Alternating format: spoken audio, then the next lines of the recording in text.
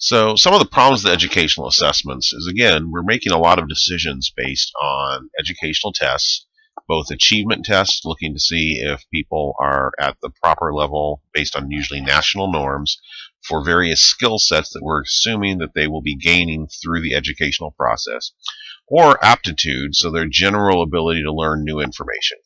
One of the issues with educational assessment is the idea of teaching to the test. So once a test becomes established as a way to mark progress, so we're using these assessments to determine are students at various grades getting the skills necessary to continue on to the next grade and to be competitive on a national kind of level. That a lot of times these tests then also are tied to financial outcomes. So some schools, actually, the amount of funding they get is based on the number of students that are passing these educational assessments. Also, a lot of times, teachers' performance is tied to whether or not their classes are performing well on these tests. Therefore, as the test is used over and over again, knowledge starts to get out there as far as what's actually on the test. And you can now have teachers that are no longer teaching broad content, but are specifically focusing on the skills and the knowledge that they know is going to be on that test because it reflects better on their school for funding and better on them for teaching evaluations. And that's a problem because now we're not necessarily measuring a broad sampling of achievement. We're specifically, now the test itself is basically reducing the quality of the education that it's meant to assess. We've already kind of discussed cultural bias, so regional, language, ancestral, social, economic status. So all of these have been found to have some effect on success in the test. So if we have any national norms, that's going to be an average across the nation, which means some areas are going to excel on that test, and some areas are going to really struggle with that test. Language issues, specifically language wording, can be a problem in cultural bias. And cultural bias doesn't necessarily mean just culture as in ethnicity or race. It can also be, again, regional, geographical. So what you call a carbonated beverage can change from region to region. Some areas call it a Coke, some call it a pop, some call it a soda. So even that, if you encounter a word that you don't necessarily recognize, for example, in the northeast of the United States, a water fountain is often referred to as a bubbler. If I got a question from someone that wrote a test about and was just trying to basically put some local flavor or kind of provide a context for their question, and they were talking about someone going and getting a drink at a bubbler, there's a good chance a couple of years ago I would have had no idea what they were talking about. The only reason I know that a water fountain is also called a bubbler is I actually had a close friend that was from northern Wisconsin, and they used the term, and I said, what does that mean? So again, that's just a small kind of silly example, but language can create differences in how people can interpret a test. Basically, again, ancestral is really referring to kind of the culture and your ancestors, but also the past history within your own family as far as focus on education. So a lot of times students that are the first generation college students actually have been found to have some fairly strong challenges in taking standardized educational assessments because their family, their ancestry, doesn't necessarily have a long history of encountering these tests. So, for example, when I had to take my first educational assessment, both of my parents were very familiar with these kinds of tests. They had taken them, so they could give me information about those tests. And again, social economic status. Beyond these cultural biases, there has been more specifically evidence that these tests do have an ethnic bias, that various ethnic groups perform better or worse on various parts of these kind of tests. And again, we have to ask, from a social justice viewpoint, is that actually giving us the information we then want from these tests? Also, a little bit of a lack of accountability in these tests, so where they're coming from, how they're being used. There's a lot of accusations, so teachers versus parents, parents versus students, students versus government. There's a lot of adversarial roles that are going on with these educational assessments. So basically, if a student does well on one of these, there's not a lot of problems. The parents don't complain, the teachers are seen as doing their jobs, the students are happy with the tests, and the government gets the information it needs about performance. But when a student does poorly on this test, there's often a whole process of possibly parents complaining, teachers responding to those complaints, students complaining, and then actual government outcomes, negative outcomes as far as funding. As we do more and more assessments, as we're getting more and more people into the educational system, a part of that also is that if we're trying to measure successful achievement in school, we're also needing to make sure that the actual interventions we're measuring for these assessments, and remember in this case, interventions is the actual education, is adequate, that it's being taught by qualified teachers, and also these tests are being administered by qualified teachers. And that's another issue, that in some of these educational systems there are less qualified teachers, or teachers that are misusing the tests. We do tend to find grade inflation, and what that means is that a lot of areas we find schools where all of the students are generally considered to be doing well, where children are being passed to appease parents, and that also students are being given additional help for behavioral and attention problems. And again, all of these are often done in a way to try to make it look like the educational intervention, the education the kids are getting, is better than it actually is. So, criticism in educational testing, there has been, educational testing kind of goes through cycles, if you will. At some periods in time, it has been very well received, at others it's not. Currently, we're in a phase of definitely there's been some criticism and some political dislike of all of the educational testing that's occurring within our system.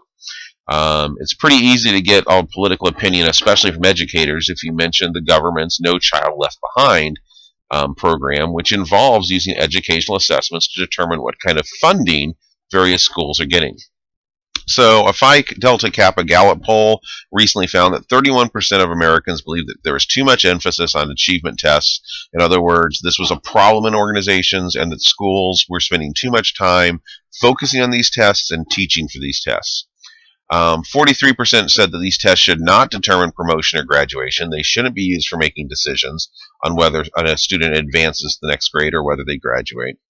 And 66% said that tests should evaluate the instruction, not the achievement. In other words, if we're going to do educational testing and we're going to actually determine whether a school is getting funding or if teachers are assumed to be doing a good job, we should be actually evaluating the instructors and their instruction, not necessarily the student's achievement. And partly this is done because there has been some evidence that it's a poor predictor of behavior. So there is a relationship between these achievement tests and other grades and success in school. However, it's not a very good relationship. So they're not highly predictive of, for example, whether that student is misbehaving or not, whether that student's doing well as far as their actual grades. The results can often be misinterpreted and misused, so used with the wrong norms. So if you're using national norms for schools across the country, you're going to find geographical effects, where some schools where they have a lot of funding, a lot of high SES students, a lot of students coming from families that are used to having testing being done, that are used to really pressing for education, those students are all going to be actually graded as doing incredibly well on the test, whether or not the education they're getting is actually of high quality. And likewise, students in areas with lower SES and lower access to those kind of experiences, even if the teaching there is better, may be underperforming on the tests. And that's misinterpretation and misuse of the actual test scores. Confidentiality of results are problematic, so trying to actually protect the confidentiality of the students. A lot of schools actually will make decisions that make it very clear how people did on the test, so using these tests to determine who goes into advanced placement or possibly also special education classes. The tests themselves for quick grading are usually completely in a forced choice format, which also only can measure certain types of achievement. Coaching on tests is definitely an issue. At this point, our testing culture is solid enough that there are multiple programs that students or their parents can pay for to basically coach students on how to take the test.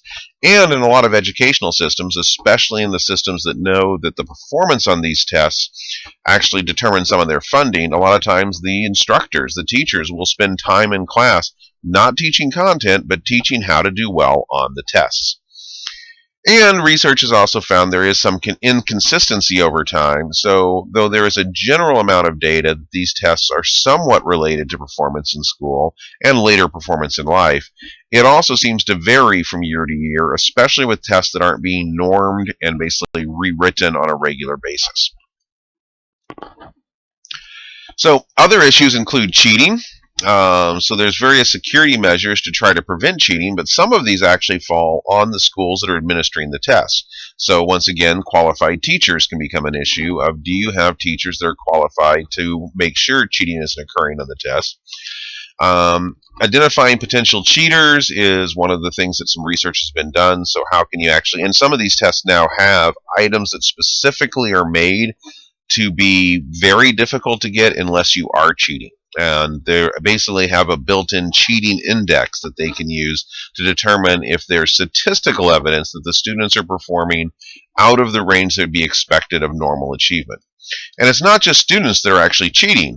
There has been numerous scandals where schools, to defend their funding or to defend their teaching choices, the teachers they've hired, have actually been found to be altering tests, giving student answers, providing additional correct sheets into the pool that students didn't actually take. So cheating can definitely be an issue, especially when you've attached dollar signs to the outcomes of these tests.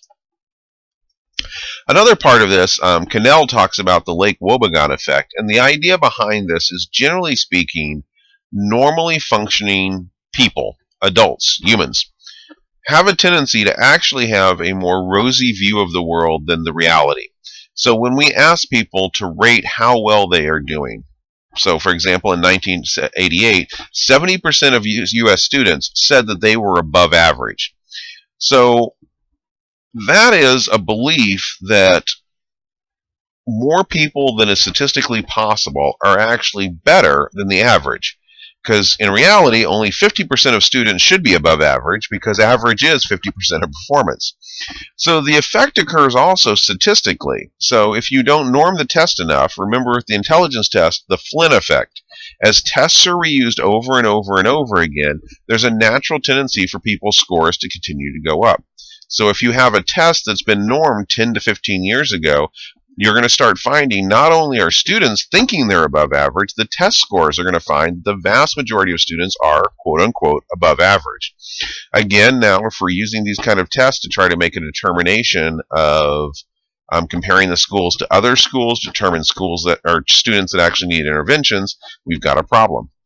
Again, coaching and teaching towards the test also increases those test scores. So if the norm is created off of samples, often actually conducted by the actual organization that creates the test, those are usually done in optimal situations where testing is near impossible. Now the test is being sent into schools where teachers are administering, where coaching may happening, cheating may happening. So again, the performance also will increase. Not following standardized procedures, so letting students take longer for the test than they're supposed to, letting students take the test in an isolated room where cheating is more possible, letting the students take the test with notes when they're not supposed to. And, as I said, there's been instances found in basically legal challenges where even teachers have gone back, got the answer sheets, taken out an eraser, and added right answers. And again, we already talked about teaching from the test. So all of these effects end up kind of biasing the results that we're getting from these achievement tests by basically creating a greater than 50% of sample that's actually above the norms, which makes the test harder to use for what it's intended. So some other tools for assessment in educational setting, and there has been a strong move to some of these as a reaction against the kind of the achievement test problems. One is basically called it's all lumped together, but performance assessment is any type of assessment that requires the examinee to do more than choose the correct response. So basically, performance assessment can be portfolio, authentic assessment. There's a lot of different terms, but it means that they're actually putting together essay questions, short answers. So we're getting away from multiple choice, which also means we're getting away from something that can be easily scored with a computer. They may be providing writing samples, research proposals. They may be doing a performance task, so a work sample designed to elicit representative knowledge, skills, and values of a particular domain of study. So, for example, it might be, instead of simply asking math questions that have multiple choice questions, giving a complex math problem that the student actually has to work through at multiple levels. Or having a student read a passage from a research article and then provide a 2-page summary of what information was in there and what the implications were. These would be performance tasks. A performance portfolio is usually, and portfolios are also very commonly being used as a replacement for achievement tests. This means that a student actually chooses to put together a collection of their own works from the various classes they've had to represent the arc or the narrative of what they've learned. So if you were going to create a portfolio for your time at SIUE, you would be including papers and written assignments and maybe examples of things you had turned in at the freshman level, 100 level classes, 200 level classes, 300 level classes, and finally, the majority of 400. And the idea behind this then is that portfolio would create a narrative of how you had improved over those 4 years based on the intervention, the education we provide at SIUE. And actually, the SIUE has been using a portfolio system to try to measure and track undergraduate success and assessment. So we've been measuring various students, usually volunteer students, by having them create these portfolios and then having a group of faculty members grade the portfolios. Now, the downside of these methods, they're highly detailed. You get rich information about whether or not the student's learning, but they also require a considerable amount of expertise to grade. And you also don't have national norms, so it's hard to compare a school's performance to other schools. So portfolio assessment is a form of performance assessment that refers to the evaluations of one's work samples. So when we're talking about portfolios, that's what we were just talking about on the previous slide. This idea of the student, or possibly even someone that is a mentor of that student, will help to put together an example of various works. Portfolio assessment is often very much used in the arts. So, for example, in fine art drawing, I took a class and my final grade was my portfolio, and it was a folder with all of the various pieces of art that I had produced throughout the last 4 months. Authentic assessment in an educational content is an evaluation of relevant, meaningful tasks that may be conducted to evaluate the learning of an academic subject matter, but that demonstrate the student's transfer to the study of the real-world activities. So authentic assessment means that if one of the things that we're hoping that you learn in the 4 years here at SIUE is critical thinking, then instead of simply giving you 10 items on a multiple choice test about critical thinking, instead of assessing a paper that you wrote about critical thinking, we actually provide a real-world problem that requires critical thinking and then grade the actual output. So again, these are trying to get away from these national norm tests. They're trying to get away from assessment that's based on tests that can easily then be cheated on and can also be taught towards. But when we move to these other forms, we're also losing that ability to norm, to take an idea of how well the school is doing compared to other schools. It's possible, but it requires a lot of grading rubrics and standardization because both of these methods, portfolio assessment and authentic assessment, require experts to be grading the materials. So other tools of assessment in educational settings, so that's not the only thing that we can do to try to measure assessment. So we talked about measuring achievement with nationally normed tests. We talked about measuring aptitude, especially moving into like predicting how well someone will do in higher education. And we've now talked about some alternatives to those kind of assessments, specifically looking at, for example, portfolio assessment or authentic assessment.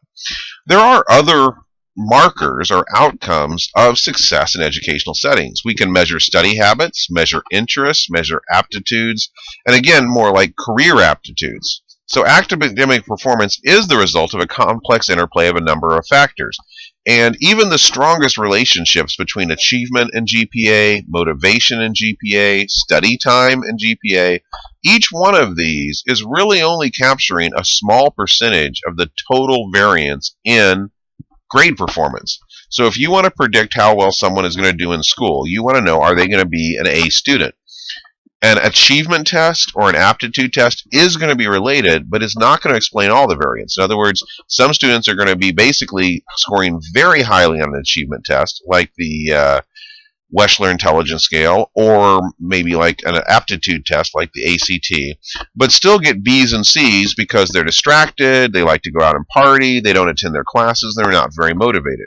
And likewise, a very motivated student that spends a lot of time studying may do much better than would be predicted by an achievement or aptitude test. Which means if we really want to get at performance in an educational setting, we need to be measuring these other possible predictors of performance. A number of tools have been created to try to gather more information on these factors. There's the study habit checklist.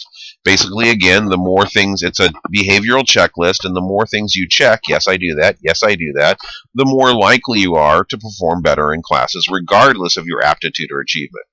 What I like to do, interest inventories generally basically are pretty good at predicting whether or not you will be engaged in various material. So these will be asking you a bunch of questions of what do you actually enjoy. And for example, if a lot of the questions you say, I like to solve number problems, I like number puzzles, that means that person would be predicted, regardless again of achievement or aptitude, to do better in math classes because they'd find them more interesting. Survey of school attitude, so your opinion of school. If you have a very positive opinion of education, of schools in general, and the value of education, again, regardless of your achievement or aptitude scores, you're going to do better in school than someone that's suspicious of school or thinks that school is a conspiracy to change their attitudes or has no use. Quality of school life scales. So the more you're enjoying your life in general, in other words, you have a balanced life. You are getting to spend time with friends. You're getting the chance to relax. You're being able to handle your stress while being in school, again, is a predictor of success in classes. Someone, again, even that has high aptitude or achievement who is struggling with stress, doesn't have a lot of social support, is going to do worse in their classes. And there's combinations. So surveys of study habits and attitudes, study attitudes and method surveys. There's a lot of different ways to get at this, but I did want to just end up on this lecture that there are multiple ways to get at the construct of educational success.